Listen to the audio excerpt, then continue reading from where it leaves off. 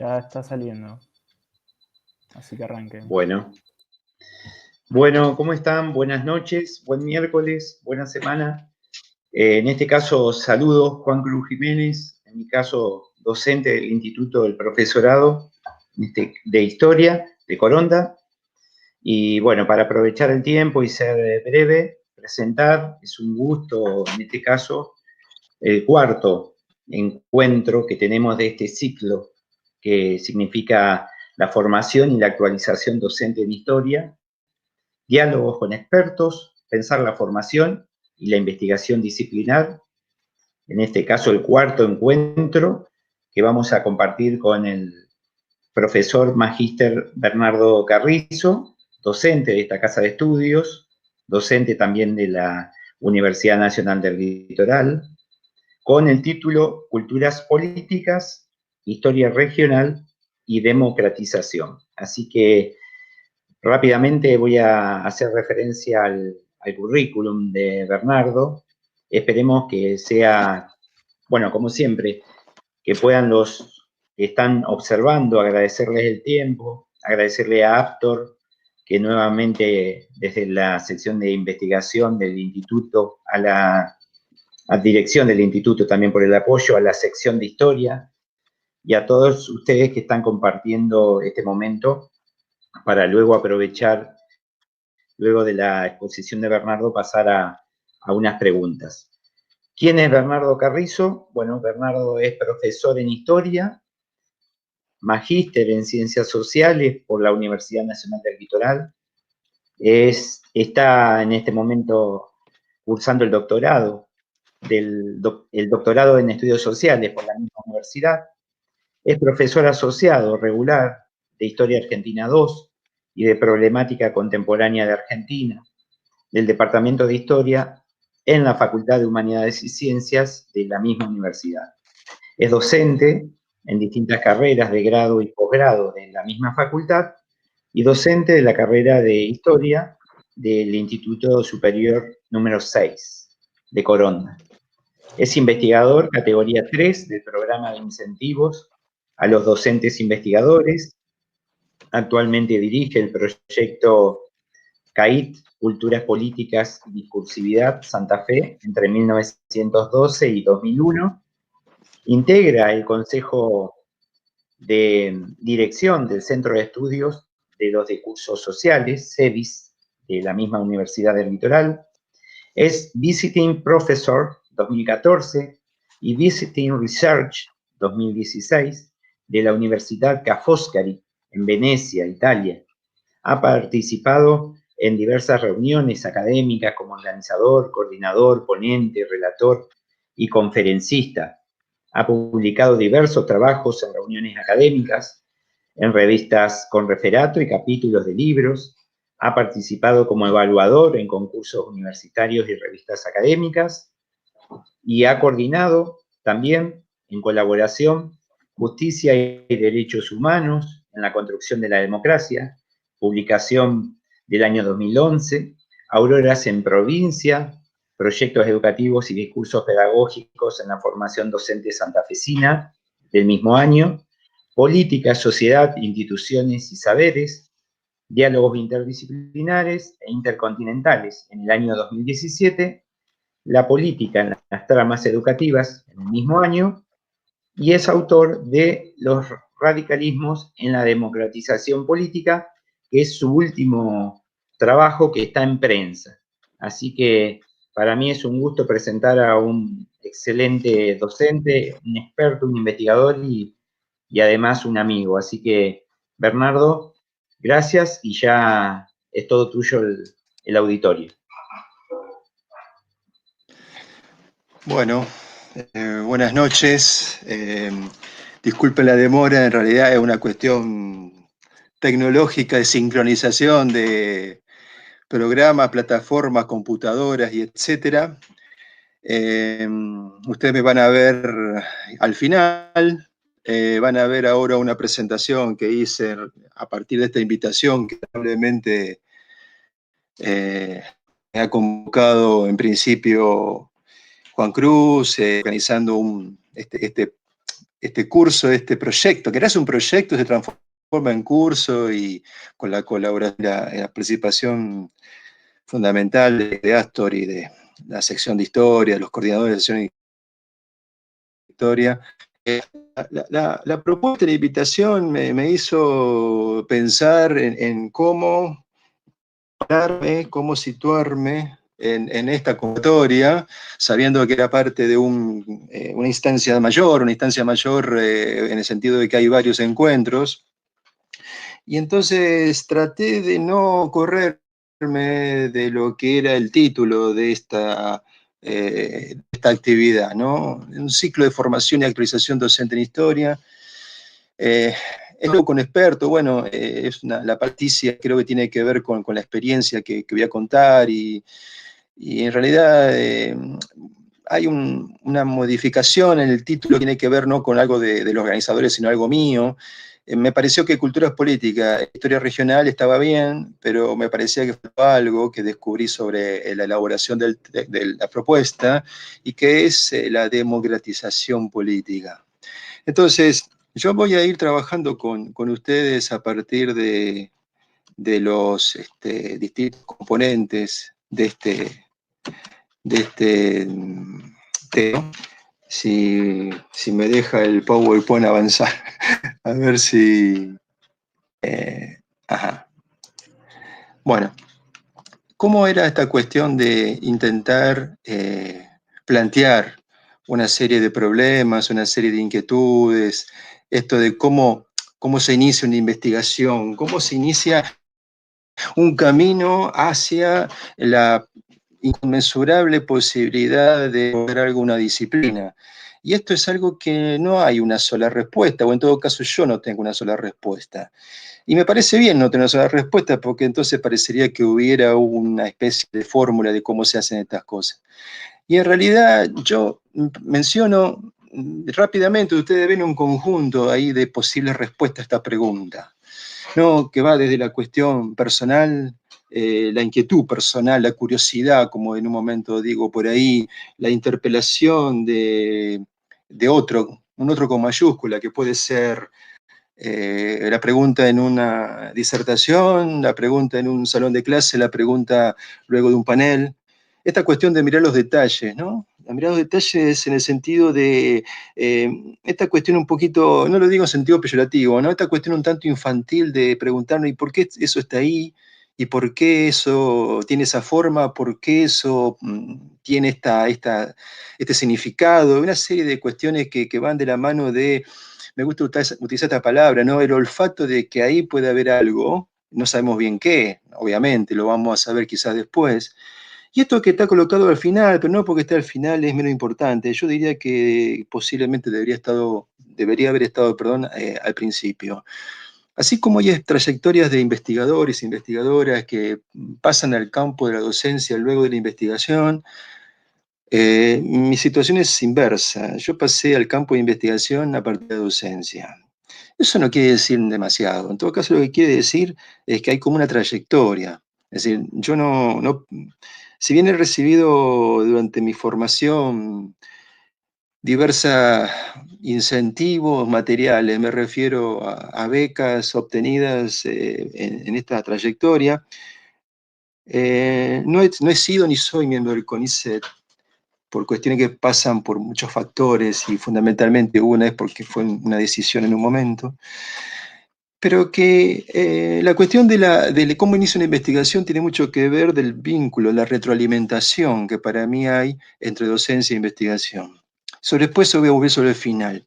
Miren, yo voy a retomar algo que está en la primera imagen, esto del detalle. El detalle, cómo yo llego a lo que fue, digamos, mi trabajo de investigación, que no terminó. En realidad, los trabajos de investigación van dejando como semillas para otros, ¿no?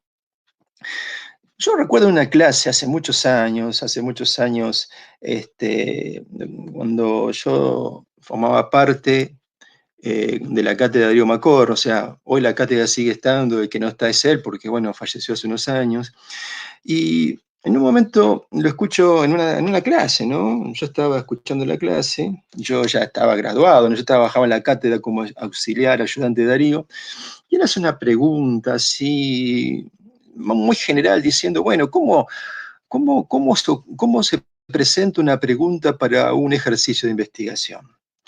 Y, y la respuesta que él propuso en ese momento, al calor de algo que estaba explicando, y que a mí me quedó muy, como fue una alarma que se prendió en la cabeza, es decir, muchas veces las preguntas de investigación son el resultado de un ejercicio que tiene que ver con el acto docente.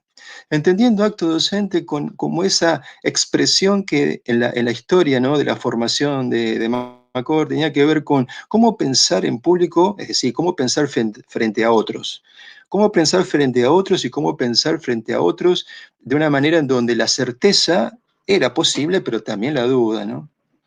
Entonces, yo me quedé pensando un dato que siempre supe, y que el radicalismo, como todos sabemos acá, en 1916 llega al gobierno a nivel nacional, ¿no? Y cuando empecé a indagar sobre este tema, ¿cómo es que fue esto, no?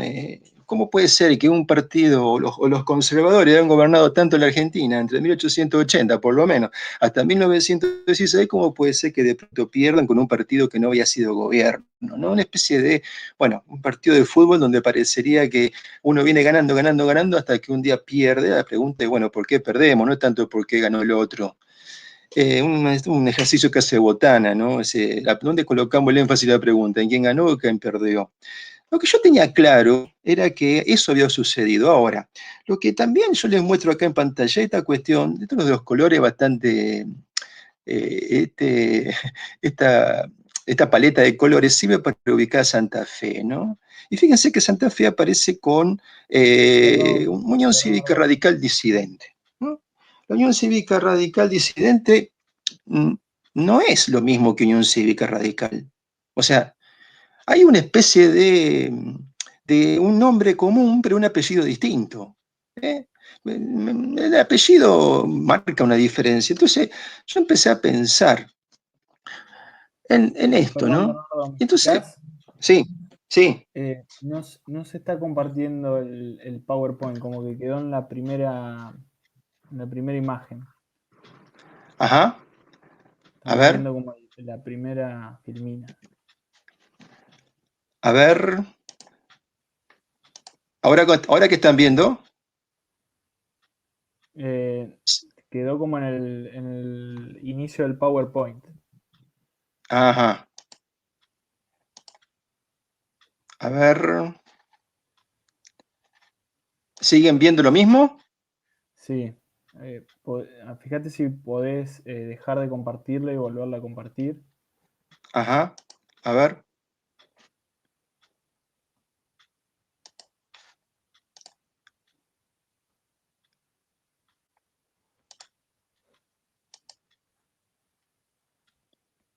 Ujú, ajá.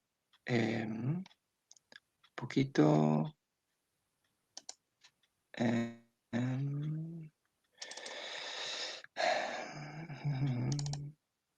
a ver si se puede ver ahora. ¿Se ve ahora?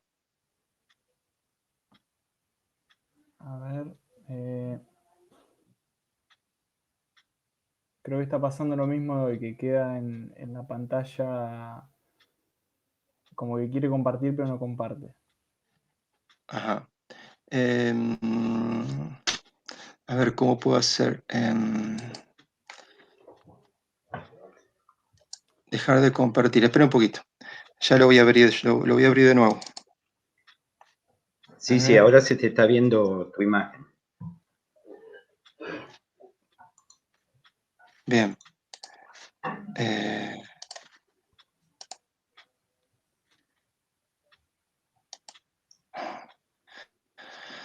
a ver, a ver, a ver, a ver, a ver, a ver.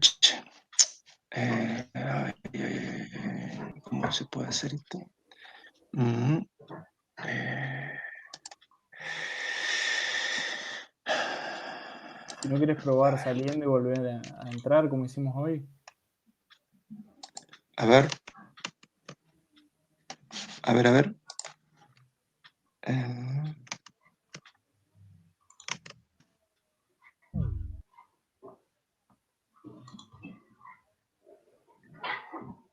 Bueno, les pedimos un minutito de paciencia. Esto de las comunicaciones tiene su tiempo, pero ahora retomamos.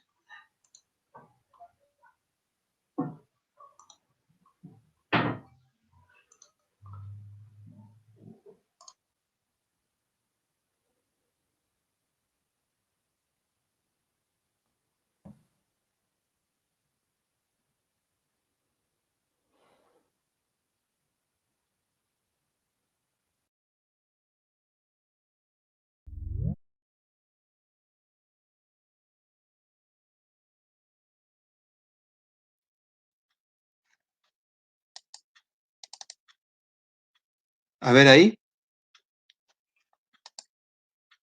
¿Ahora? Hola.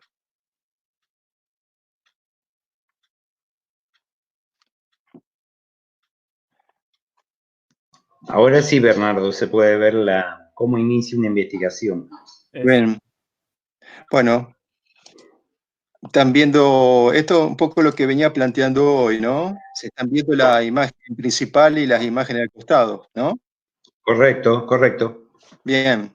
No, entonces, siguiendo un poco, ahora van a ver a pantalla un poco más reducida, pero eso me garantiza a mí no perder el relato. Entonces, yo empecé a mirar esta cuestión, había mencionado en un momento si el radicalismo, si UCR era una cosa y UCR disidente era otra, si esto era realmente como se asumía o no. Entonces, hasta la reforma 94, en la época de Menem, la última reforma en Santa Fe, nuestra constitución tenía el voto indirecto, es decir, había colegio electoral. Quien llegaba a la presidencia es el resultado de las elecciones en el colegio electoral. Entonces estuve viendo qué pasaba acá, ¿no? Y es ahí donde uno ve acá sobre la imagen, ¿no? Fíjense, Santa Fe aparece, aparte, ¿no? Con 19 electores, el colegio electoral en total eran 300 electores, hubo 298 que se presentaron, y Santa Fe, claro, como se presenta con otro partido, tiene sus electores en total, son 28, se presentan 27, cuales 19 votan a Unión Cívica Radical. Es decir, el partido Unión Cívica Radical de Santa Fe, con sus electores, vota a la fórmula del partido Unión Cívica Radical. Con estos 19 electores, Irigoyen gana la presidencia. ¿Qué quiere decir con esto? Quiero decir que sin esos 19 electores hubiera sido inviable el triunfo del radicalismo. Entonces, yo digo, empecé a pensar, bueno, ¿cómo es esto, no? ¿Cómo es esto? Lo que tenía en la cabeza yo era que el radicalismo, en otros momentos de su historia, en la década del 20, a partir de 1924, en la década del 60, de los 50-60, se había dividido. En el 24, personalistas, antipersonalistas, en la década del 50, radicales del pueblo, radical intransigente. Pero lo que yo estaba viendo acá es que hay una división, si se podría llamar así, más antigua. O sea, es como que esto me llevaba antes de 1916. Entonces, yo que venía leyendo cuestiones de la historia política más dura, es decir, de la politología, empecé a pensar, ¿no? En ese momento coincidió con que empecé a hacer una carrera de maestría en la universidad, digamos, un posgrado en una maestría en ciencias sociales. Entonces empecé a pensar, yo tenía que pensar un tema de investigación. Entonces se unieron estas dos cuestiones, ¿no? Entonces, un ambicioso proyecto había pensado de mirar radicalismo entre el 12 y el 30. ¿Por qué? Porque el radicalismo en Santa Fe había gobernado ese periodo. Y empecé a pensar si era posible comenzar a elucubrar en torno de un vínculo entre UCR y Unión Cívica Radical de Santa Fe. Si ahí hay algo, si ahí había algo. Y le coloqué un nombre, la disidencia al interior del radicalismo, viendo si eso le daba nombre, con una palabra, intentando con una palabra darle nombre a las cosas. Vieron que los seres humanos necesitamos darle el lenguaje para poder comunicarnos y para tratar de darle nombre a, lo digo no vulgarmente, a entendido cosa como un objeto creado por la cultura, ¿no? Ahora, entonces ahí me descubrí que estaba frente a un problema que cada vez se iba haciendo más grande. Primero, ¿cómo las puertas de acceso a los problemas, ¿no? Uno tiene que pensar que cuando uno llega a un problema, uno es un recién llegado. Es decir, no, ingenuamente uno puede creer que es el primero que piensa eso. En todo caso, hubo otros autores, otras investigaciones, que ya pasaron por ahí. Pasaron por ahí y pasaron de una manera en la que, bueno, no sabemos bien los resultados de cómo fue el pasaje, pero algo han hecho. Y ahí me puse a pensar que, a ver, el radicalismo en Santa Fe había ganado en 1912, es decir, 4 años que a nivel nacional. Después los radicales ganan en el 16 y van a gobernar hasta el 30. A este partido político en el 30 le hacen el primer golpe cívico-militar en la historia argentina. Y este mismo partido en el 83 gana elecciones post-dictadura de terrorismo de Estado que había empezado en el 76. Es decir, uno se estaba metiendo en un partido que tenía una historia pesada, una historia, digamos, atravesada por aparentemente los hitos más significativos de la vida política de este país. 1912, 1916, 1930, 1983. Entonces, es ahí donde uno comienza a trabajar con esta idea de qué es lo que es posible discutir cuando semejante densidad comenzás a ver. Primer conjunto de temas, la UCR. Segundo conjunto de temas, la Unión Cívica Radical Santa Fe, que no es lo mismo. Pero que este partido, no solamente que había ganado antes del radicalismo nacional, sino que este radicalismo era un radicalismo que había hecho 3 revoluciones. 2 revoluciones en el año 1893 y una revolución en 1905. O sea, que este era un partido que tenía 2 rostros. Un partido electoral, es decir, que pelea por las elecciones, aunque no siempre fue a pelear las elecciones con el nombre radicalismo, y otro rostro que era el rostro combativo revolucionario. Entonces yo unía los 2 campos, es decir, la UCR y la UCR Santa Fe, lo que se me constituía ahí era un vínculo entre Unión Cívica Radical y Unión Cívica Santa Fe, ¿no? Entonces ahí hay problemas. Es decir, uno cree que cuando hace una pregunta, viste, con la pregunta de, medio como las películas de suspenso, la de investigación, la pregunta medio así de investigación policial, si uno hace una pregunta que es ingenua, pero en realidad esa ingenuidad destapa como varios problemas, ¿no? Uno descubre eso después, ojo, ¿no? Que uno tiene que, esto que estoy diciendo, trato de ser confuso en algún punto para tratar de dar cuerpo a algo que no está claro en el momento que uno lo piensa. Es decir, cuando uno explica un tema, uno cree que cuando lo explica, por más que se esfuerce, uno cree transmitir la confusión de aquella época cuando estaba investigando, a eso me refiero. Y por eso trato de ser rápido y confuso para ver si puedo transmitirle a ustedes eso. Entonces, una de las ollas a presión que había era el campo historiográfico. Es decir, ¿qué interpretaciones se había hecho de la historia argentina y de la historia provincial sobre esos temas? Lo cual me obligaba a colocar en diálogo la producción de la historiografía con las producciones de otra disciplina, como la ciencia política y la sociología política. Es decir, ya no había que leer solamente historia, había que leer ciencia política y sociología política. Es decir, ahí se armó más aún la complejidad. Si este elefante tan grande como era la UCR se presentaba con esa densidad, yo también descubría, no era que no lo sabía, pero en todo caso tenía que incorporar en mi cabeza esta complejidad. Los radicales escribían su propia historia.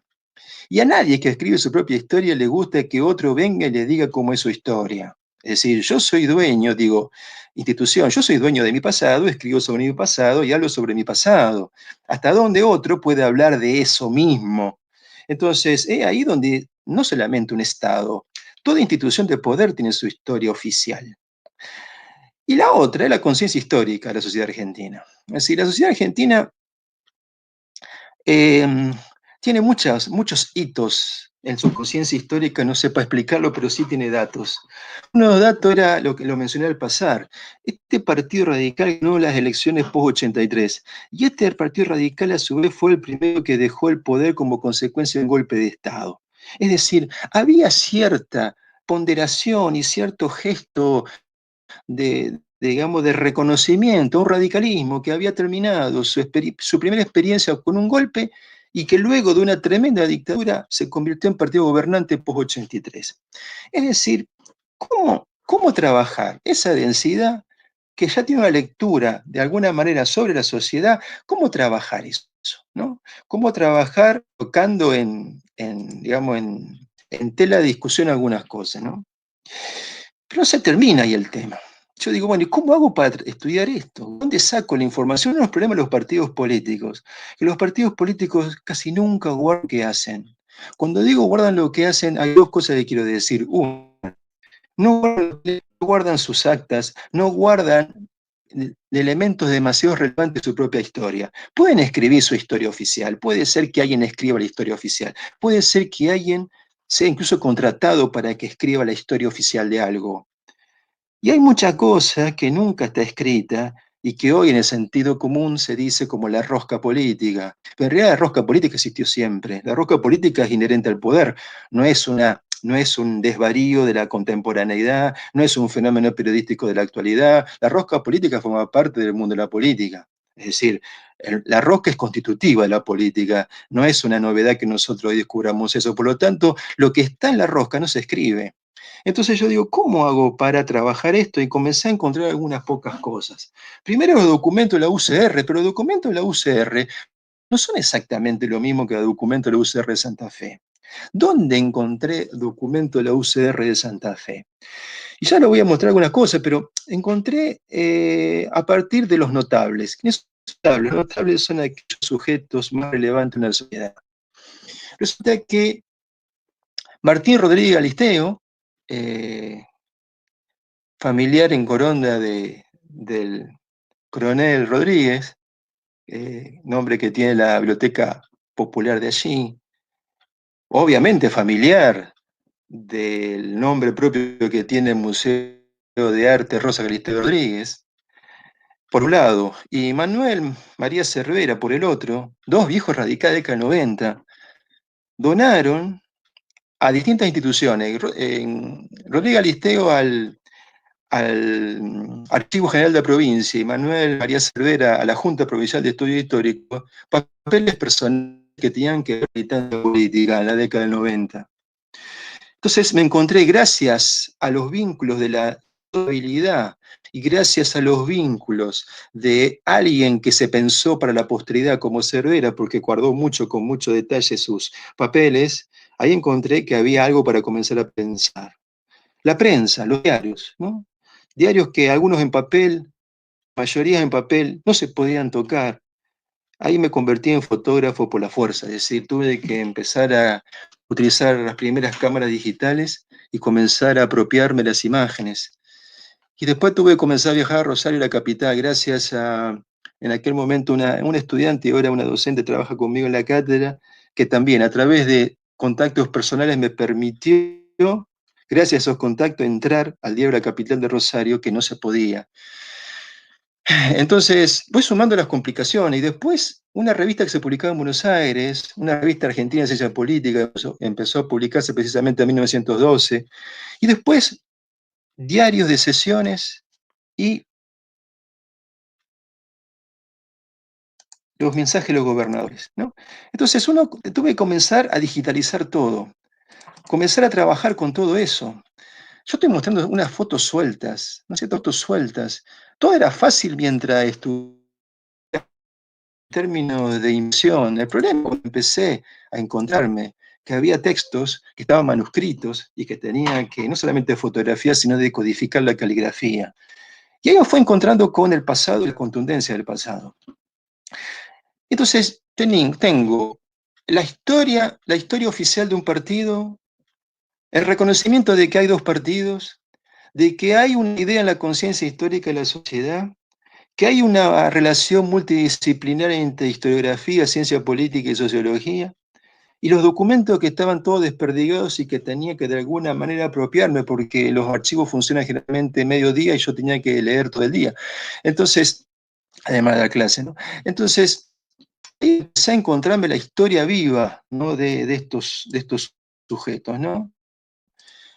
Los panfletos de los décadas 90, del principio del siglo XX, los primeros manuscritos de las actas de las reuniones, es decir, tratar de leer entre líneas. No todo se escribe, no todo se dice, pero había algo que era importante. Bueno, estaba encontrando algunas cosas.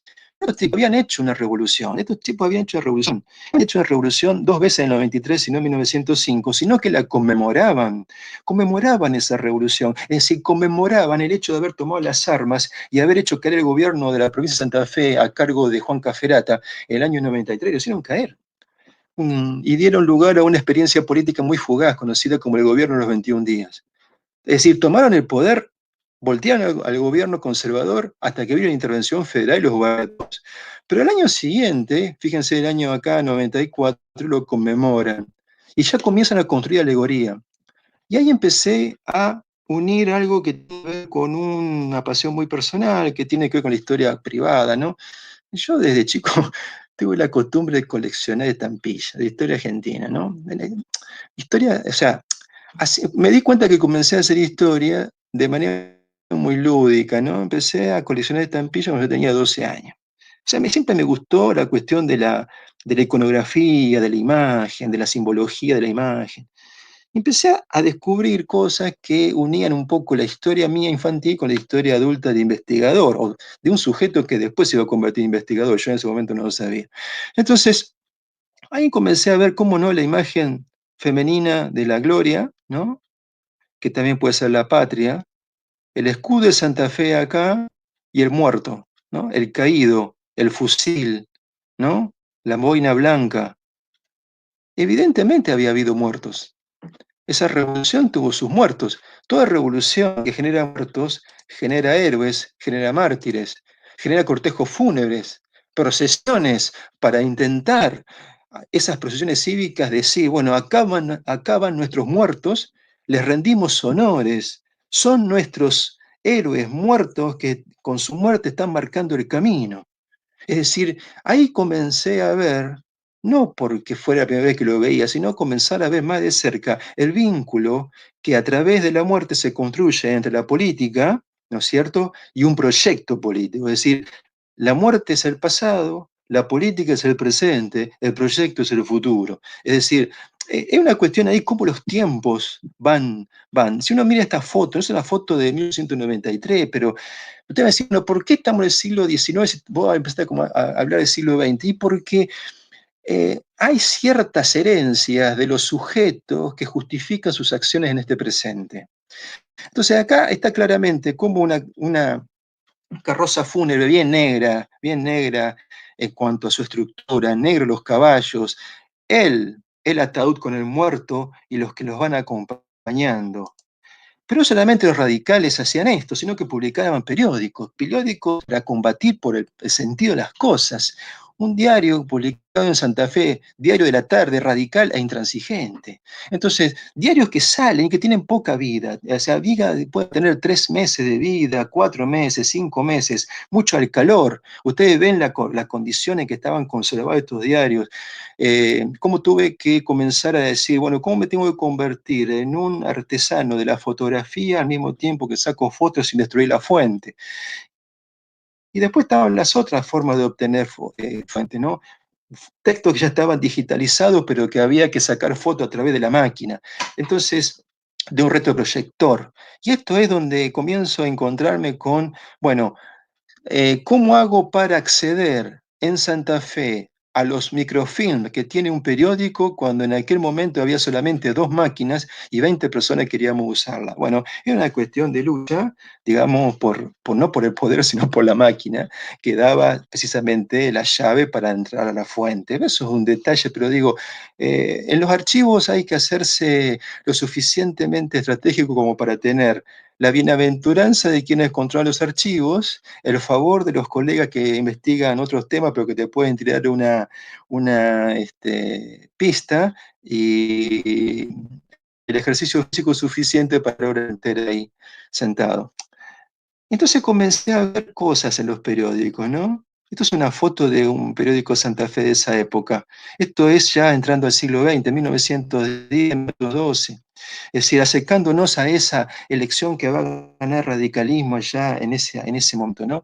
Fíjense, la foto está fea, yo sé que está fea, el diario estaba peor, pero yo lo que quiero marcar es lo siguiente, ¿no? Fíjense las procesiones, ¿no? Esto es una procesión. Vieron que la palabra procesión parece que remite más a las prácticas religiosas, ¿no? Es decir, pasear a una virgen en un momento simbólico particular o en un momento religioso particular, pero acá hay una procesión cívica. Como la imagen del original es bastante diluida, pese a que esto es papel, uno ve la columna que se pierde en el fondo y que está claramente contenida por la vereda y por el frente de las casas, ¿no? ¿Esta gente dónde va? Esta gente va caminando por la actual calle San Martín hasta la Plaza de Mayo. Es decir, ahí empecé a descubrir algo. Empecé a descubrir que había un recorrido instituido para hacer procesiones cívicas en Santa Fe.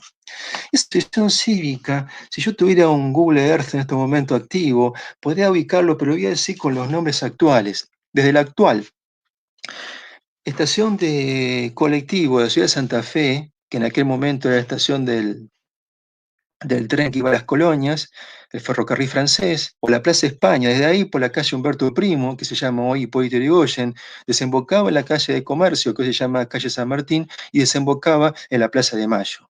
Eso era el recorrido cívico. Y el recorrido cívico, al pasar por la calle principal de Comercio, era la calle donde vivían los sectores patricios, los sectores notabiliares, los sectores económicamente más relevantes de la política santafesina. Salir a balcón y saludar a ese grupo que pasaba, dar la bendición política o no, implicaba apoyar o no a quienes se movilizaban. Entonces dije, bueno, empecé a saltar de diario en diario, ¿no? Intentando reconstruir un recorrido procesual a fragmentos, donde hay mucho de artesano, ¿no? Entonces comencé a ver que las fotos de los diarios que comenzaron a aparecer, porque mis diarios no tenían fotografías, solamente eran textos, di cuenta que en 1912 había sido una elección muy interesante. Se había combatido muy fuerte. Entonces vemos no solamente clubes políticos de los conservadores como la coalición, como un club político o un comité de radicalismo. Y acá aparece la palabra comité. Vieron que los radicales insisten mucho con la idea del comité radical.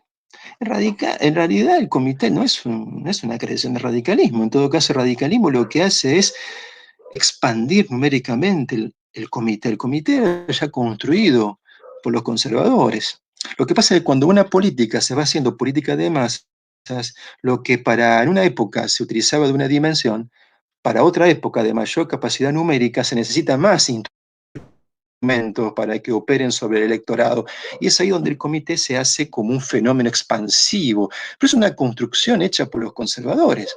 Claro, a un radical decirle que el comité fue creado por los conservadores posiblemente no le satisfaga. Pero la pregunta que yo me comencé a formular es: ¿de dónde venían los radicales? Es decir, ¿de dónde venían este grupo político? ¿De dónde venía? Así, ¿de dónde venía en el sentido político? Es decir, porque si uno cree que a partir de 1912, como dice el relato radical, empezaba una nueva era, parecía que eran sujetos aterrizados a la política, lo digo así en sentido literal, aterrizados a la política 4 o 5 meses antes, y resulta que no. Entonces ahí comencé a pensar, leyendo para mí un autor que fue muy seminal, muy fructífero para mí, que haberme encontrado con Pierre Rosanvallon. Y Pierre Rosanvallon es un historiador de la historia política francesa que él comienza a analizar y a dividir algo que no es una cuestión de género, la política, lo político, no pasa por ahí, sino que decir, una cosa es lo que dice y dicen las instituciones, los reglamentos, las leyes, lo que está materialmente que yo puedo tocar. Yo puedo tocar la pared de un comité, puedo tocar el libro de acto de un comité, puedo tocar un diario partidario, puedo tocar una boleta electoral, puedo tocar, qué sé yo, el retrato de un candidato, eso lo puedo tocar. Pero vos no podés tocar la rosca, no podés tocar lo que quiere decir para mí revolución, no podés tocar lo que para mí quiere decir hacer un acuerdo, no podés tocar lo que para mí quiere decir nos vemos en el club, no podés tocar lo que quiere decir hacemos un acuerdo. Si ese acuerdo no está escrito, si no está instituido en términos de registrado, solamente está en el arte de hacer política. Y el arte de hacer política no siempre queda registrado. Entonces la política y lo político sería algo así como toda la vida que le da cuerpo, que le da, no voy a decir como una redundancia, la vitalidad que tiene los cuerpos institucionales. Esto sería, ¿no? Entonces ahí me surge esto, ¿no? Utilizar un concepto, leyendo a un viejo historiador, José Luis Romero, que es el padre de Luis Alberto Romero, él utiliza una palabra que es vida histórica, vida histórica. Yo leyendo a Romero dije, bueno, para mí esto es vida política. ¿Qué es la vida política para mí? Es lo que ustedes están viendo ahí en pantalla, ¿no? Cómo el entrecruzamiento, las ideas, las prácticas, los actores, los escenarios, las normas, representaciones, los proyectos, los conflictos. Ese entramado que da cuerpo a la vida política es el entramado que forma la política y lo político, o que se forma, mejor dicho, a partir de la política y lo político. Entonces, me di cuenta de a poco, a medida que esto lo estoy haciendo a la velocidad de una exposición, pero tengan en cuenta que acá, yo no sé cuántos años y meses hay, no importa en este momento eso. Pero sí importa cuando hay un momento uno comienza a tener pequeños chispazos en la cabeza y decir, empezar a colocarle nombre a esto que estoy vivenciando, ¿no? Entonces, una cosa era una institución partidaria, la Unión Cívica Radical Santa Fe. Otra es una identidad política, es decir, ¿qué quiere decir ser radical? Y tercero, ¿qué quiere decir ser partido de oposición a ser partido de gobierno y decir con nosotros empieza una nueva época? Con nosotros empieza una nueva época. ¿Quién decía eso? ¿Quién formulaba eso? El peso de decir con nosotros empieza una nueva época. ¿Cuántas veces en la historia argentina se dice, bueno, con nosotros empezó una nueva década, con nosotros empieza una nueva era, con nosotros empieza una nueva historia, con nosotros el pasado queda sepulto y empieza una nueva dimensión? Bueno, esto no es algo precisamente nuevo, ¿no? Entonces comencé a darme cuenta de a poco para romper la lógica binaria. La lógica binaria es una lógica que viene de distintos mundos. Del mundo religioso, el bien y el mal, y del mundo político, quien gana y quien pierde, y del mundo institucional, oficialismo y oposición. Yo no digo que hay que eliminar eso, digo que hasta dónde eso no matriza una forma de ir a indagar el pasado. Si yo estoy buscando claramente el ganador, si estoy buscando claramente el perdedor, estoy buscando desde una lógica binaria. Y a buscar la lógica binaria, lo que voy a intentar hacer mientras hago investigación es confirmar la lógica binaria. La pregunta es, ¿lógica binaria estaba en consecuencia antes? Por más que la investigación se hace después. Entonces, ¿para qué se hace la investigación? Si la investigación es confirmar la teoría. Si la investigación confirma la teoría, no hay hipótesis, porque quiere decir que ya tengo la respuesta. Entonces, un texto que escribió Darío Macor a fin de la década del 90, donde él hablaba, él le interesaba la década del 30 en realidad, ¿no? Pero para llegar a la década del 30 escribió 2 o 3 páginas del periodo anterior, y ahí hablaba de algo para mí muy interesante. Y él hablaba de una red interpartidaria. Una red, una trama, un entretejer de elementos diversos, heterogéneos, que construían un delicado equilibrio. Y en esa red hay 2 tradiciones, una más vieja, una más nueva, que se superponen. Una va a terminar muriendo y la otra va a terminar siendo la predominante, que es la tradición patricia del mundo pequeño, de las grandes decisiones, pero que involucran a los sectores más relevantes de una sociedad, y la tradición del comité. Pero estas 2 tradiciones juntas, es decir, lo voy a decir con palabras bien contundentes, ningún conservador llegó al poder sin elecciones, ningún conservador llegó al poder sin lo que llamamos en teoría la soberanía popular. Nadie llegó al poder hasta 1930 sin haber expresado la batalla electoral. Por lo tanto, era necesario tener votos, era necesario ganar, era necesario tener esto, ¿no? Entonces ahí me empecé a preguntar, ¿cómo yo comienzo a darle cuerpo a este sujeto? Es un sujeto, porque la Unión Cívica Radical Santa Fe, vos decís, bueno, pero no es un partido, sí, pero el partido tiene vida porque hay sujetos que le dan cuerpo, si no, es un sello, lo que se vulgarmente es un sello. En realidad no hay nada, sino que yo necesito el sello para presentarme. Yo diría al revés, yo diría que los sujetos son previos y después apareció el sello. ¿Por qué? Porque la mayoría, yo diría, casi de manera casi absoluta, la mayoría de la dirigencia del radicalismo proviene del mundo conservador. Y yo sé que el radical no les satisface esta idea, pero ¿dónde aprendieron los radicales a hacer política?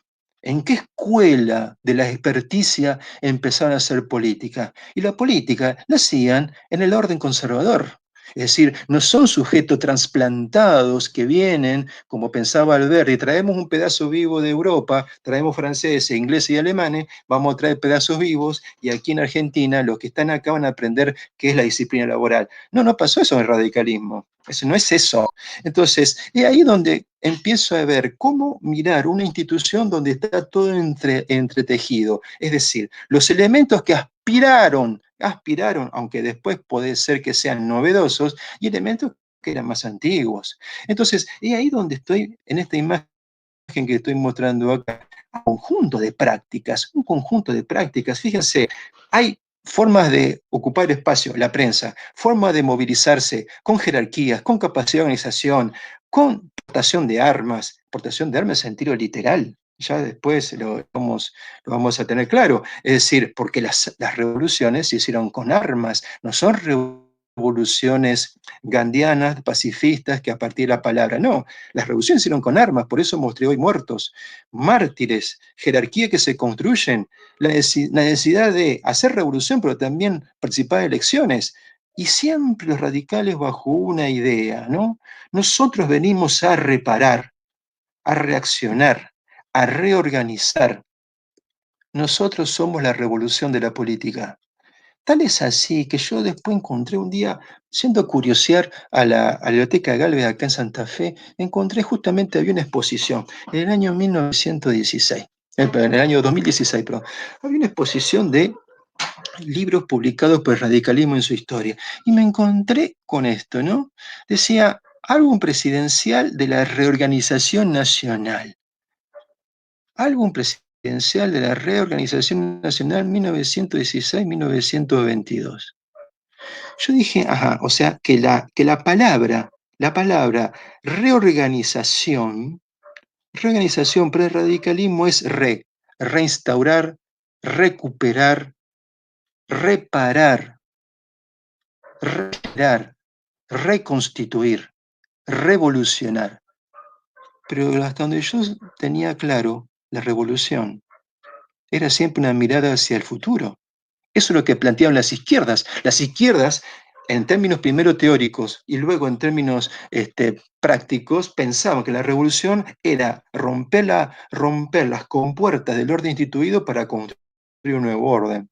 Sin embargo, los radicales, cuando hablaban de revolución, hablaban de traer cosas del pasado al presente. Es decir, es una revolución que va para atrás, no que va para adelante. Eso lo leí. Una vez estaba leyendo un texto, para mí, unos textos que me sirvió, no porque trabaje este tema, este periodo, sino trabaja otro, un libro de Paulo Alonso que llama Entre la Revolución y entre las armas y las urnas, donde precisamente Paulo Alonso dice, los radicales hablan de revolución en el sentido de la física, es decir, la revolución es algo de que vuelve a su punto de inicio, algo así como el movimiento de rotación de la Tierra, ¿no? Siempre hace el mismo recorrido, pasa por acá porque antes pasó por allá.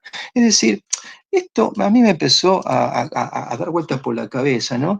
Y empecé a encontrar, bueno, que este partido no era solamente un partido que había actuado en revoluciones, era un partido que había escrito cartas orgánicas, que tenía comités, uno en Rosario y uno en Santa Fe, que tenía una estructura organizativa, había una junta que organizaba con 5 miembros, tenía comités desparramados en la provincia, Es decir, no era solo un conjunto de notables que se reunían en un club social al discutir. Era eso, pero no terminaba ahí. Es decir, había todo un esfuerzo de institucionalizar. Por lo tanto, como hay un esfuerzo por institucionalizar, ahí comienza uno a comenzar a pensar. Es decir, de la mano del radicalismo está la posibilidad de que comencemos a pensar cómo una institución partidaria está construida por aquellos que ya vienen del mundo político y están preparándose para otra cosa. ¿Para qué cosa? Y miren, casualmente, la primera carta orgánica de radicalismo en el 1894, la revolución la hicieron un año antes. Es decir, estos tipos construyeron sus lazos en la revolución. Luego de la revolución construyen un partido. Es decir, no es que el partido hizo la revolución, sino que la revolución luego construyó el partido. Entonces, es ahí donde, bueno, avanzando un poco para ir viendo, este partido es el partido que se va a presentar a las elecciones del 12. Este partido va a tener que, bueno, pelear con los conservadores que habían gobernado Santa Fe durante décadas. Entonces, Santa Fe es, la elección que se hace en el 12, es una provincia que está intervenida, una intervención federal. Hay un conflicto tremendo entre los propios conservadores. Los conservadores se pelean entre sí. Hay un gobernador que es Ignacio Crespo, que quiere llevar a cabo una especie de transformación similar a de Sáenz Peña, es decir, que las prácticas políticas sean un poquito diferentes. Y para que las prácticas políticas sean un poquito diferentes le costó eso, y por eso le hacen la movida de juicio político, termina renunciando, la provincia es intervenida, ya está en el gobierno Roque Sáenz Peña, hace una rosca política con Irigoyen a cambio de que el radicalismo se presente. ¿Por qué? Porque ahí hay una especie de apuesta de Roque Sáenz Peña, decir, Roque Sáenz Peña también decía, conmigo empezó una nueva época, conmigo cada hombre va a ser un voto, conmigo el pueblo tiene que ir a votar, conmigo empezó una nueva historia. Es decir, no es que el radicalismo es el primero que dice conmigo empieza una nueva historia, era un clima discursivo de época. Es decir, todos de alguna manera querían ser regeneracionistas, es decir, regenerar el tejido político, regenerar algo que ellos decían que estaba es una ilusión, pero no importa, no importa, como dice Mario Gouchet, no importa qué historia están haciendo los actores, importa la historia que ellos están suponiendo que están haciendo. Si no importa si efectivamente la están haciendo, sino que lo que ellos están creyendo que están ejecutando. Entonces, es ahí donde ese radicalismo tiene que salir a combatir. Entonces, ¿qué pasa acá, no? Estos son dos partidos. Yo digo, ¿cómo que son dos partidos? Acá están todos juntos. Entonces, esto es una foto del año 1912, calle San Martín. La columna se dirige por la calle San Martín, fíjense que está empedrada, hacia la Plaza de Mayo. ¿Quiénes van acá? Bueno, quien está en el centro, el más alto de todos es Irigoyen, ¿no? Quien está a su lado, de este lado, que fíjense que le falta una pierna, ¿no? Es el famoso Rengo Ignacio Iturraspe, el gran operador político de radicalismo de los años 90. La pierna que le falta la perdió en la revolución, por eso tiene una marca de guerra, digamos. Este pequeñito que está acá, este pequeñito, es el futuro gobernador, en aquel momento caudillo del departamento de Las Colonias, Lehmann, y quien está acá, también pequeñito, es Manuel Menchaca. Manuel Menchaca va a ser el primer gobernador radical. ¿Quién era Irigoyen? El jefe político de la Unión Cívica Radical.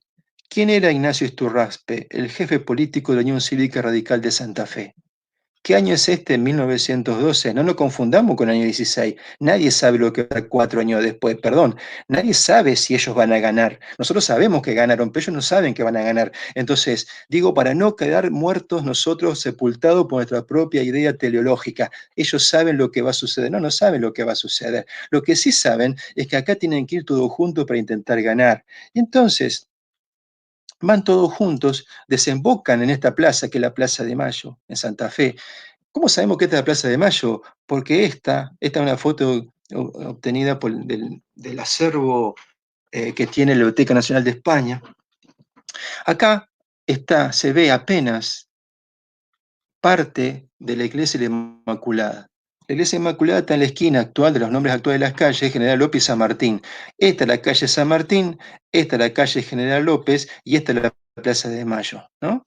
La Plaza de Mayo, si el cursor está acá, acá estaría acá varios metros, ¿no? Estaría en ese momento la casa de gobierno que estaba en construcción. Pues se había derribado el cabildo y estaba construyéndose la casa de gobierno. Los radicales, frente a los oradores, levantan las libretas cívicas con la idea de que no se venden y que van a salir a combatir por el poder. Es decir, es una arenga de combate, ¿no?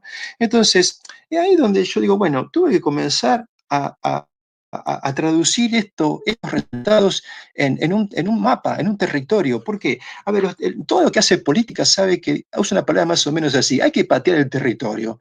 Y patear el territorio quiere decir, bueno, depende de qué tipo de actor político sos, puede ser patear el barrio, patear esa zona del barrio, patear ese distrito, patear ese departamento o patear la provincia. Bueno, depende a qué querés llegar a hacer, ¿no? No es lo mismo aspirar a ser senador que aspirar a ser concejal o aspirar a ser gobernador. La pateada del territorio es distinta. Entonces yo lo que digo es, bueno, a ver, ¿cómo hago yo para hacer hablar el mapa? Entonces, interín tuve que hacer un par de 3, 4 clases con un profe de informática para que me enseñe a hacer mapas. Después me olvidé, después le pedí a una ahora egresada del instituto, que Joana Ríos, ya profesora Joana Ríos, después me ayudó cuando publiqué el libro a darle más cuerpo a esto, cuando ya fue la versión definitiva. Pero en aquel momento empecé, bueno, a ver cómo traduzco los números.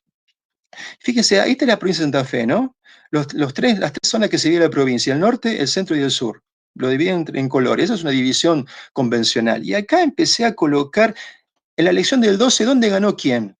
En amarillo, los conservadores, ¿dónde ganaron? En azul, donde ganó el radicalismo, y en rosa, donde ganó la Liga del Sur. La Liga del Sur va a ser el antecedente del PDP. Evidentemente, acá gana el radicalismo. La pregunta es, ¿cómo es que gana el radicalismo? Y los conservadores ganaron tan poco.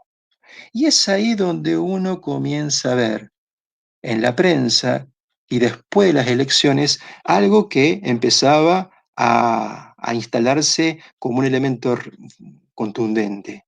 Es imposible pensar el triunfo radical sin el traspaso de voto de los conservadores al radicalismo.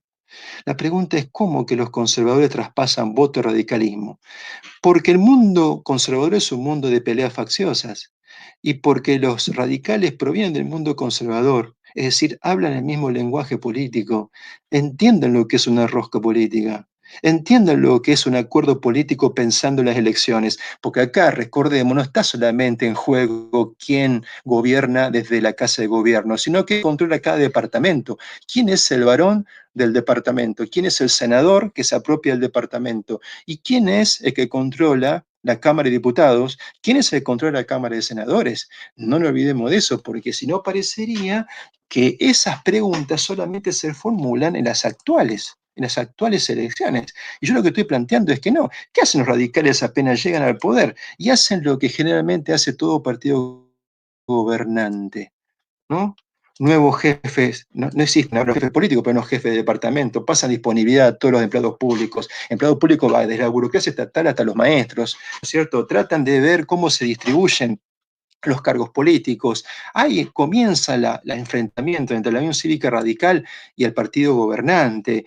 ¿Cómo es el juego entre gobernar desde la oposición y gobernar en relación con los conservadores que están en la Cámara de Diputados y Senadores y con los que están a nivel nacional? Entonces, todo esto es un trabajo progresivo que de a poco, a medida que la gestión avanza, el radicalismo cada vez se fragmenta más, aparecen distintas facciones, se enfrentan los radicales que están en la Cámara de Diputados con los radicales que están en el gobierno, los radicales que están en el gobierno con los radicales que están en el partido, los radicales que están en el partido, los radicales que están en la Unión Cívica Radical. De tal manera que esto es tal nivel de conflictividad que la conflictividad es parte del ser radical. La conflictividad es parte del ser radical. Cuando digo esto, ¿qué es ser radical? Evidentemente hay El ser radical, para mí, hay algo que tiene que ver, el ser radical tiene una forma de trabajar con el conflicto. Y eso tiene que ver con una historia de cómo se procesó la conflictividad. Actual ciudad de cual proviene nuestro gobernador, ¿no? La ciudad de Rafaela. Otra vez repiten la estrategia. Pasaron 2 años, se están enfrentando, pero otra vez salen todos juntos a intentar gobernar y seguir gobernando y tratar de ganar más lugares en la Cámara de Diputados y Senadores, porque son elecciones provisorias. Y entonces, fíjense, esta elección del 12, esta elección del 14, ya no hay conservadores. Hay solamente blanco. No hubo elección porque se hacen las elecciones por sorteo, es decir, la Cámara de Diputados se renueva por partes. Hay partes que no se renuevan y partes que se renuevan. Entonces, en azul está la Unión Cívica Radical. Acá estaba en un color, o sea, es lo mismo, pero el mismo color. Ganan estos departamentos. 3 hay independientes, es decir, que no asumen identidad partidaria. Y este poquito es la Liga del Sur. Fíjense cómo el radicalismo le va comiendo a la Liga del Sur, le va fagocitando, ¿no? Entonces, todo esto hace que de a poco yo vaya viendo cada vez más complicado el mundo político, la vida política. Eso que yo había dicho, ¿qué es la vida política? La vida política es el diálogo permanente entre la política y lo político. Y yo para eso decía, a ver, ¿cómo yo esto lo veo en este caso? Miren, acá hay algo que es la ciudad de Esperanza, ¿no? 1915, plaza principal, Palacio Municipal, una calle, una formación. Yo cuando vi esta imagen pensaba lo siguiente: ¿quién les enseñó a esta gente a pararse así? ¿Por qué la gente se para así? ¿De dónde aprendieron a hacer esto? ¿Por qué se ubican así? ¿Por qué se ubican en una sola columna integrado por 4 hileras? ¿Y por qué esas 4 hileras están tan bien armadas? ¿Por qué está claro que el frente está acá y el fin está acá? ¿Dónde se aprendió a hacer eso? ¿En dónde se aprende a hacer eso? Entonces, es ahí donde uno se pone a pensar, ¿quién organiza esto? ¿Quién ubica primero a los primeros, segundo a los segundos y último a los últimos? Entonces, los cuerpos se disciplinan en distintos lugares, ¿no? Se disciplinan en la escuela, porque precisamente estos cuerpos han pasado por el sistema educativo. Se disciplinan en la conscripción, porque han pasado por el servicio militar obligatorio a partir de 1902. Y también se disciplinan en el comité, donde se dice, vos vas a estar acá y vos vas a ser la cabeza del grupo que llevo yo. Es decir, el comité es una escuela de hacer política. Entonces, si uno, llegando al final de a poco al final de esta exposición, para comentar algunas cosas, las conclusiones, digo, ¿qué pasó cuando yo terminé el periodo de 1916? No solamente que ya no hay más conservadores, sino que hay en azul la Unión Cívica Radical de Santa Fe, en verde la Unión Cívica Radical. Por lo tanto, ya en la provincia compartieron los dos partidos y apenas roza el PDP, el hijo de la Liga del Sur. Es decir, la provincia es un lugar de combate de los radicalismos. Es decir, que el combate radicalismo provincial lo llevó a la arena nacional. Yo tuviera que agarrar y sacar algunas conclusiones de todo esto, ¿no? Sin repetir, sin leer todo textualmente lo que está acá, ¿no?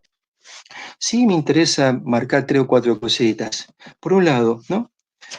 El segundo punto, primero, ¿no? Los radicales eran parte de la trama notabilidad que incluía la violencia, como parte de la política, pero también los acuerdos electorales. A ver, la violencia como parte de la política y los acuerdos como parte de la política. Es decir, no es que que la violencia va por fuera y las elecciones van por dentro. Es decir, no es que la violencia es extrainstitucional y las elecciones son institucionales. No, hay una vida política en donde la violencia y las elecciones son parte del entramado. Por eso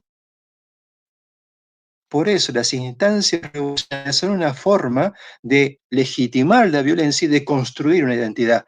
Yo soy radical y yo soy revolucionario, aunque no soy la revolución que hablan los socialistas, no es la revolución que habla el comunismo, no es la revolución que habla el anarquismo. Nosotros tenemos nuestra propia revolución, que es regeneracionista, ¿no? Ahora, si uno sigue avanzando, ¿no? Sigue avanzando en otras conclusiones, todo se llevó después, estoy diciendo esto después de muchos años, ¿no? No es que con el radicalismo empieza todo de nuevo, porque la tradición patricia permanece, coexiste la tradición patricia con la tradición partidaria. Y eso convive al interior de la Unión Cívica Radical, ¿no? Pero esa Unión Cívica Radical era muy sensible al cruce de, ¿no? Tratando de encauzar esas tradiciones al interior del partido. Al interior del partido. Y cuando vos llevas un conflicto al interior del partido, o el partido lo disciplina y ordena, o el partido implosiona, ¿no? Por eso hubo implosiones. La disidencia fue continua, como lo fue la lucha por apropiarse del partido y de su historia, en la que se subsumían los primeros dirigentes y los mártires, las luchas contra el poder conservador, las movilizaciones, los discursos, ¿no? Esta cuestión que acabo de decir, esta proclividad, esta tendencia, puede interpretarse como la continuidad de una de las cualidades de la cultura política de la Argentina en sus años. Es decir, el radicalismo no puede asumir, o en todo caso, más allá que su historia oficial lo diga, el radicalismo es hijo de su época. Como es hijo de su época, va con las prácticas, las ideas y las representaciones del mundo del cual proviene. Y por lo tanto, toda la conflictividad del mundo conservador es inherente al mundo radical. Es decir, el mundo radical es un mundo sumamente conflictivo, como era conflictivo el mundo conservador. Como en Argentina hoy no hay partidos conservadores fuertes y el conservadurismo aparentemente es parte del pasado, el lugar donde sobrevive esa tendencia a la conflictividad, no digo que es el único, no digo que es el único, pero en un lugar donde sobrevivió en primera instancia fue en el propio radicalismo. Y entonces, pero al mismo tiempo, ese radicalismo, pese a esas facciones, frente a esa facciosidad, el radicalismo, desde 1902 en adelante, yo llego hasta el 16, pero hasta el 30, el radicalismo fue un partido que gobernó siempre la provincia. Ahora, pero no confundamos con eso. El hecho de que el radicalismo haya gobernado toda la provincia en ese periodo, no quiere decir que siempre fue el mismo radicalismo que gobernó. No, fueron distintas facciones del mismo radicalismo el que gobernó. Por eso los nombres que tiene el partido radical en todo ese periodo del 12 al 30 no es exactamente el mismo. Nosotros llamamos el radicalismo, pero en realidad son los radicalismos, los radicalismos. Si hablo de los, es porque hablo de un plural. Si hablo de un plural, es porque es imposible decir que hay una sola. Entonces, con esto es la última conclusión, ¿no? Esta sí me gustaría leerla completa. La realidad del poder puso a los radicales ante el desafío de resolver con las herramientas de su cultura política las persistentes problemáticas horizontales y verticales surgidas en torno a un interrogante siempre vigente. ¿Quién manda? Formulado en un doble frente. ¿Quién manda es el gobierno provincial y quién manda es el interior del partido? Entonces, no es solamente quién manda frente a la sociedad civil, ¿quién manda al interior del partido? ¿Y cómo es el vínculo entre el jefe del Ejecutivo y el jefe del partido? ¿No? Muchas veces, en muchas experiencias históricas, se va a resolver esto de que el jefe del Estado es el jefe del partido. Y se resuelve esto. En realidad, creo que es un aprendizaje de esta época, digo, de la época que estoy explicando. Y por último, y precisamente el tortuoso vínculo UCR, Unión Cívica Radical Santa Fe, daba cuenta de dificultades en la construcción de una organización nacional en la que la figura del líder de la misma era mucho más discutible. Claro, ¿qué quiero decir con esto? La presencia de radicalismo disidente no solamente es que hay dos partidos, eso expone que el liderazgo de Irigoyen en 1916 no era fuerte.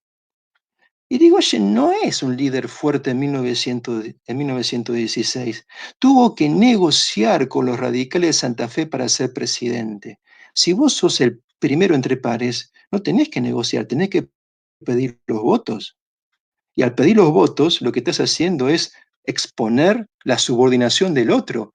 Lo que estoy yo planteando es que la Unión Cívica Radical Santa Fe no solamente era un partido, sino que tenía una fortaleza institucional y política que obligó al radicalismo nacional a negociar Y por eso la Unión Cívica Radical Santa Fe se presenta con nombre propio, con sus propios electores, obliga al radicalismo nacional a negociar. A Irigoyen le debe al radicalismo de Santa Fe haberse quedado con la presidencia. Claro, esto no es lo mismo que lo que dice la historia oficial del radicalismo, ¿no? La historia oficial del radicalismo expone otras, vamos a llamar así, aristas de este entramado complejo, ¿no? Bueno, más o menos he intentado lo más rápido posible, o en todo caso, tratando de volver a aquellas cuestiones del inicio, ¿no? Yo agradezco, no solamente pues porque corresponde agradecer, no solamente por una cuestión de urbanidad, como se decía antes, sino por una cuestión de que uno está en la pantalla, está porque otros hicieron. Y esta cuestión de este agradecimiento final, más allá de los nombres que menciono, ¿no es cierto? A Astor, a Gabriel, a Fernando, a Juan Cruz y a cada persona que decidió conectarse y que hasta aquí llegó, eh, fundamentalmente a todos aquellos que apuestan a una reflexión sobre el pasado, eh, porque la historia no es monopolio de un historiador, de una historiadora, de quienes investigan historia, no es monopolio de quienes forman parte de ese grupo. Eh, Hay sociólogos, economistas, politólogos, antropólogos del pasado, y hay muchos integrantes del gran y complejo cuerpo docente y profesoral, digamos, a nivel nacional, provincial, etcétera, que se acercan a reflexionar sobre el pasado. Es como que se puede hacer dos cosas, ¿no? O nos quedamos ahí, es decir, reflexionando sobre el pasado, lo cual no está mal. Y digo y ni digo más que eso, sino que posiblemente reflexionar sobre el pasado también puede ser para vivir un poquito más plenamente, ¿no? Y al vivir un poquito más plenamente el presente, estar preparado para reconocer que todo objeto de poder quiere una historia oficial, todo quien forma parte de la política quiere de alguna manera dejar una marca en la historia y de alguna manera que sea inconscientemente quieren que a través de esa marca que dejaron en la historia, en algún momento otros expliquen por qué esa marca está ahí, es su sentido y significado. Así que bueno, muchas gracias. Bueno, Bernardo, muchísimas gracias. Lo que no podemos hacer ahora es aplaudir, porque bueno, esto es lo que tiene la tecnología. Pero bueno, agradecerte y por supuesto pasar a las preguntas que son las que deben estar esperando. 1 hora y 20 de exposición, 1 hora 15, así que si bien arrancamos un poquito, unos minutos después, hemos tenido el placer de compartir con Bernardo 1 hora 15 de culturas políticas, historia regional y democratización. Con respecto a preguntas, si estás de acuerdo, te la puedo ir leyendo o como te parezca mejor. Sí. Bueno, sí, no hay Bernardo, problema. Bueno, el profesor Iramdi pregunta si en aquel contexto no hay lógica binaria, pero hay grieta entre un nosotros y un ellos. Y a continuación, por esos años, la palabra revolución era preocupante para la clase dominante. ¿Por qué fue tolerada en la bandera de la Unión Cívica Radical? Esa es la pregunta de Iramdi. Bueno, bueno, Irán ahí pregunta, en realidad son dos planteos. Voy a empezar por el segundo. Me parece más complejo en todo caso. Yo diría que la revolución o la práctica revolucionaria, el ejercicio, ahora sí, de tomar las armas con una forma de participación política, era algo que estaba en la lógica del orden conservador, aunque haya tenido otras manifestaciones. A ver, la revolución mitrista define la década del 70 es una forma de acción violenta. Lo que se ha llamado vulgarmente la contestación de los caudillos, ¿no es cierto?, de López Jordana a Chacho Peñalosa, son acciones violentas contestatarias. La revolución del 90 es una acción política contestataria. La revolución de 1893 y de 1905 también lo son. La pregunta va a decir, pero no es lo mismo decir la Montonera de 60 a 70, la revolución de Mitre de 70 y pico, la revolución 90, 23 y el 5. No, yo no estoy diciendo lo mismo, no estoy diciendo lo que estoy diciendo es que la,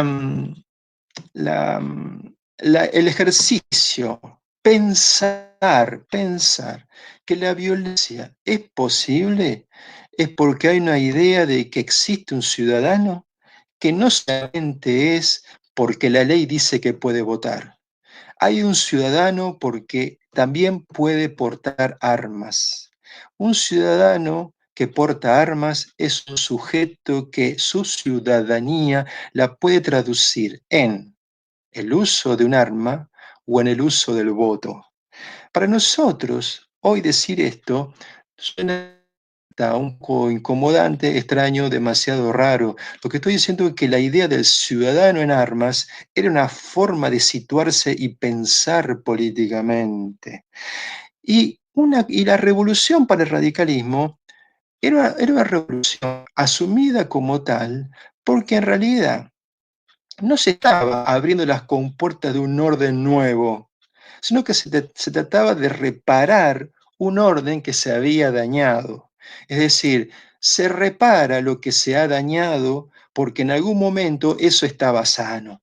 Entonces, para sanar en el tejido político lo que ahora estaba enfermo, diríamos, bueno, hay que intervenir, hay que operar, hay que de alguna manera tener cierto tipo de injerencia y resolverlo.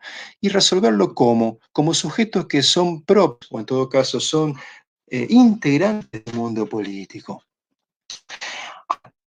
En aquel contexto no hay lógica binaria, pero hay una grieta entre nosotros y ellos.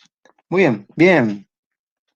La idea de que hay entre nosotros y ellos, en términos de la discursividad política, es necesario que lo haya. A ver, tu pregunta me hace recordar mucho, ojo, yo interpreto así, a lo que un Estado siempre necesita. Un Estado necesita de definir un ellos para poder definir un nosotros. O nosotros somos nosotros porque hay otros que son ellos. Es decir, necesitamos construir una identidad propia. Y esa identidad tiene que ser diferente a lo que está al lado. Aunque hablen el español, aunque tengan una millón, aunque sean vecinos, pero ellos no son lo mismo que nosotros. Entonces, el discurso político, los radicales, el PDP y los conservadores, todos querían ser regeneracionistas. Lo que pasa es que el radicalismo de todos ellos fue el único que convirtió regeneracionismo abrochado al triunfo electoral. Es decir, todos aquí podemos tener una misma bandera. El tema es quién se termina apropiando de esa bandera. Es decir, quién es la persona que o el actor o la institución que se apropia de ella, no porque haya sido el creador, sino en todo caso el que encontró la opción política para esa instancia. Entonces sí, comparto, siempre hay unos otros y ellos necesario para que la política sea decodificada. Veo acá, no sé si vos estás viendo, Juan Cruz, acá, yo veo una pregunta de Sebastián Oneto, que dice, sí. Ambos partidos de la élite, conservador y la UCR, el voto universal ni estaba en discusión. ¿Hasta dónde se puede hablar de revolución?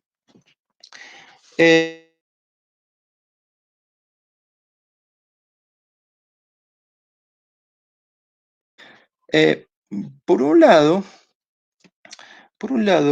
en realidad ya había voto universal, ¿no? Ya había voto universal en la Argentina, o mejor dicho, en las provincias que van a dar luego origen a la Argentina, había voto de la década del 20 del siglo XIX. Bien. Esa condición de voto universal atravesó todo el siglo XX, perdón, todo el siglo XIX, hasta principios del siglo XX, hasta 1912, donde se le suma la condición de voto obligatorio y secreto. Pero si yo entiendo bien la pregunta, podría decir, el hecho que exista un voto universal no significa que exista un ciudadano consciente de la aportación de un derecho político. A ver, lo digo de una manera distinta. Cualquiera de nosotros en este presente puede decir, yo tengo derecho a votar. Y alguien puede decir, yo tengo derecho a votar, pero realmente no tengo ganas de ir. Alguien puede decir, yo tengo la obligación de votar y realmente si pudiera me quedaría en mi casa. Pero todos parten de la idea de que saben que hay un derecho y una obligación. Hay una idea individual de la aportación de las credenciales de ciudadano. Uno se pone a pensar lo que acabo de decir con la pregunta. ¿Por qué las revoluciones fueron exitosas? Fueron exitosas porque se movieron como cuerpos en sentido de unidad colectiva. Formaban parte de una tropa. Con tropa digo tropa política. Si fuera una elección, esa tropa, ¿cómo se presenta? Se presenta como el conjunto de electores, 30, 40, 50, van a votar todos en la misma mesa. Y como el voto 1912 es cantado y público, todos van a votar lo que el caudillo diga. ¿Por qué las revoluciones fueron posibles? Porque también actuaron como tropa. Entonces, no hay tanto una idea de conciencia individual. Radical porque formamos parte de una institución, un cuerpo político en donde tiene sentido el uso de las armas y donde tiene sentido también pelear por un sistema electoral diferente y donde vale la pena reinstaurar lo que se ha perdido. Entonces, cuando se habla de revolución, lo que nos cuesta, digo a nosotros, estoy hablando en términos amplios, absolutamente amplios, sin individualizar, la revolución es una palabra y como toda palabra tiene una historia, una historia. Yo la pronuncio, la palabra revolución hoy, y para un militante de la extrema izquierda, por más de la crisis de la izquierda desde hace muchos años en Argentina, la palabra revolución significa algo. Para un militante del PC la revolución significa algo. Para un radical en 1895, la palabra revolución no significa nada parecido a lo que significa hoy esa expresión. No significa lo mismo, se pronuncia igual, se escribe igual, la do con B corta, pero no significan lo mismo, no mueven lo mismo, no en mi cabeza no convoca la misma idea. ¿Por qué? Porque las palabras tienen historia. Y como tienen historia, el problema es que como las vemos igual hoy, creemos que es algo que pasó el tiempo sin marca. Es más, hay un filósofo, Oscar Terán, que decía, una de las complicaciones que tenemos nosotros cuando estudiamos la historia es que no nos damos cuenta del sufrimiento que las ideas tuvieron a pasar por el tiempo. ¿Qué quiere decir eso? Que las ideas al sufrir, ¿qué quiere decir? Que las ideas atraviesan las cabezas de las personas y se formulan igual hoy que hace 20, 30, 50 o 100 años. Veo una pregunta de Soledad Martínez. Sí, quiero saber quién es. ¿Hay un acuerdo tácito entre facciones conservadoras y radicales para evitar el avance de la izquierda? La cuestión social apremiaba y había que dar una respuesta política. Buena pregunta, pero la pregunta esa viene bien porque instala allí el contexto que claramente yo no lo puse. Como mi objetivo era de alguna manera hablar de mi preocupación de investigación, obvio que sí, hay una respuesta en ese sentido conservadora. Y de alguna manera yo diría hasta dónde las facciones conservadoras y el radicalismo no comparten una tradición conservadora. Es decir, al compartir la tradición conservadora, en algún sentido pueden pensarse como una forma bloqueamiento frente a contenciones políticas ¿no? Contundentes, que va de la mano fundamentalmente en esa época del anarquismo. El anarquismo en Argentina en aquel momento no era los libros. El anarquismo era algo palpable y sobre todo en una provincia, por ejemplo, como Santa Fe, que tenía en la ciudad de Rosario una fuerte presencia obrera como consecuencia de la combinación de una serie de talleres de producción de diverso tipo, el puerto, el frigorífico y el mundo obrero rural que rodeaba no solamente a Rosario, sino a parte del territorio santafesino vinculado con las colonias agrícolas, ¿no? Una pregunta de Fiorella Pernuse, hace tanto que no veo a Fiorella. Sí, lo que buscaban era regenerar, entendido como volver un pasado que era correcto. ¿Qué pasado idílico deseaban volver? Muy buena pregunta. Muy bien, el pasado, como lo decís vos, el pasado es idílico. Como todo pasado idílico, es un pasado que está más en las representaciones que yo tengo del pasado y no tanto en lo que realmente, si es posible usar esa palabra, lo que realmente el pasado fue. Entonces, el pasado que el radicalismo aspiraba a traer al presente era un periodo que el radicalismo evaluaba como paradisíaco en términos políticos, que sería el periodo 62-80, es decir, antes del roquismo. Antes de la primera presidencia de Roca en 1880. Entonces, eso quiere decir que para volver a un pasado, que es imposible, excepto que inventemos la máquina del tiempo, hay que tener una idea de ese pasado. Hay que tener una idea de qué es para mí ese pasado. Y en todo caso, una construcción. Por supuesto que es una construcción. Es una construcción hecha en un lugar que no es ingenuo. Y acá entra mucho el vínculo entre olvido y memoria y olvido. Es decir, cuando se reconstruye, se quiere ir hacia pasado, es porque se privilegia en esa representación del pasado ciertos elementos por sobre otros. Si yo tuviera que ser contundente, diría, se quiere volver a un periodo previo al roquismo.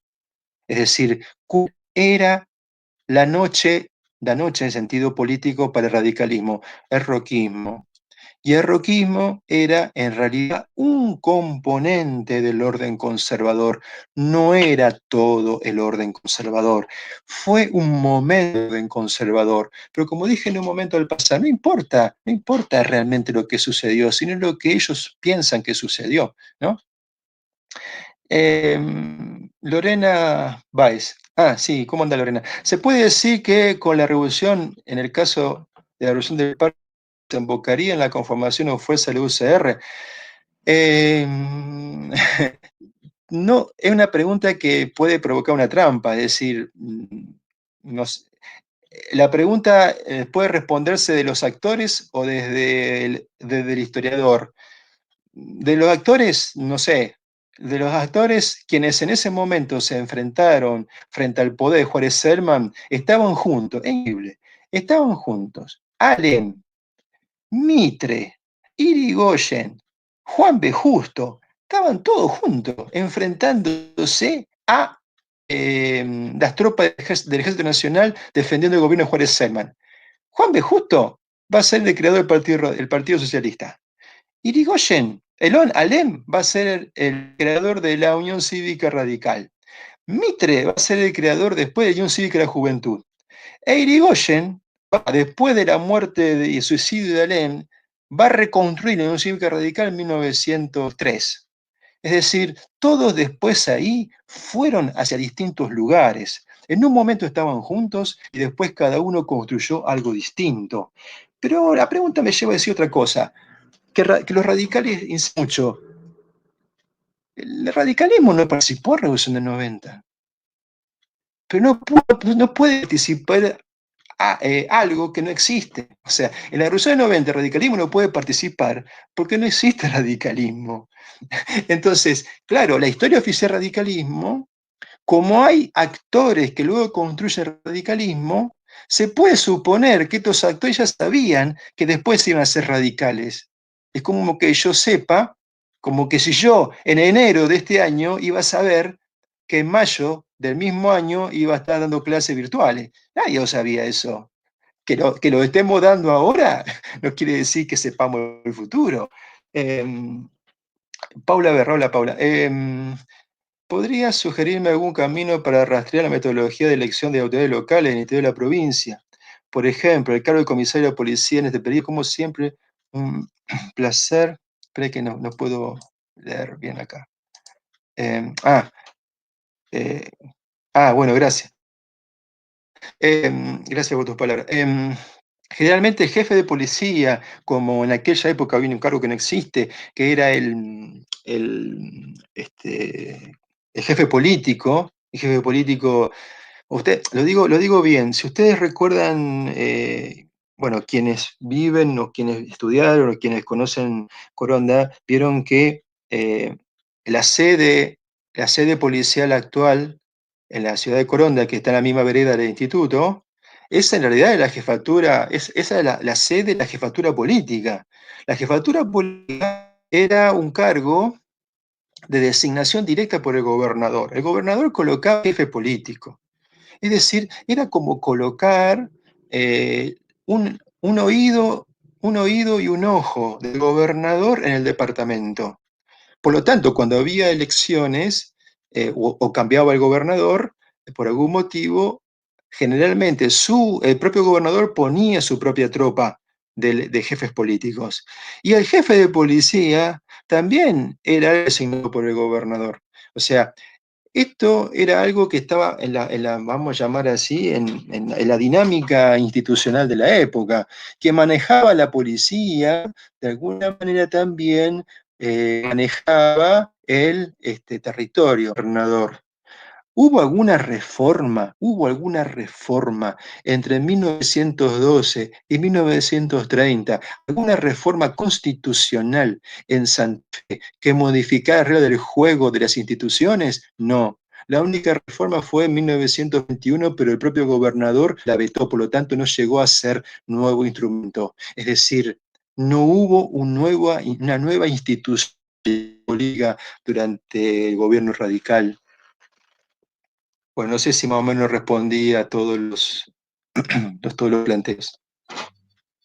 Bueno, muchas gracias, Bernardo. Ahí queda una consulta, pero en todo caso la tomamos y la enviamos a tu correo electrónico, que es de Micael, creo. Así que digo primero muchas gracias a vos en particular, porque bueno, hay otro dato también. Todos los que empezaron la conferencia siguen conectados. No siempre sucede eso. Y sobre todo los comentarios de reconocimiento a un docente, que en muchos casos algunos han egresado y lo vuelven a ver por este ciclo. O sea que es como en la contracara de la pandemia, de volver al instituto, volver a escucharlo a Bernardo, volver a hacer preguntas. Y bueno, agradecerte, como siempre, agradecer a cada uno de los que está conectado desde hoy, ya 1:40, que ha sido apasionante. No sé si Astor tiene algo para comentar, y si no, daríamos, bueno, por cerrado este encuentro, e invitarlos a todos al miércoles que viene, a las 19 horas, nos volvemos a encontrar ya con el quinto encuentro de este ciclo. En este caso va a ser con Diego Mauro, un historiador del sur, de la ciudad de Rosario, también. Pero bueno, de nuestra parte, decirle que estamos muy, muy agradecidos por la cantidad de inscriptos y por el interés. Astor. Sí, no, agradecerle a Bernardo, la verdad que la exposición estuvo impecable, los comentarios son buenísimos y la verdad que refuerza mucho el espacio del instituto, poder tener docentes con la predisposición para participar de estas jornadas. Y bueno, reiterar también la invitación para el miércoles que viene a las 19. Vamos a estar abriendo una lista de inscripción también, así que los esperamos para el próximo miércoles. Muchas gracias a todos por participar. Bueno, gracias a ustedes por la invitación y gracias a quienes no, bueno, no puedo ver, pero bueno, que les mando un saludo a cada persona que ha participado y bueno, está bueno que el instituto pueda generar estas instancias porque oxigena, nos hace salir de espacios comunes y vulgares, y entonces eso es muy alentador, no solamente para quienes son en este momento estudiantes, sino para quienes fueron egresados y tengan ganas de esto, ¿no? De dedicar 1 hora y pico de su vida a compartir este rato y que, bueno, y que ojalá haya sumado algo para el pasado. Muchas gracias y un saludo para todos.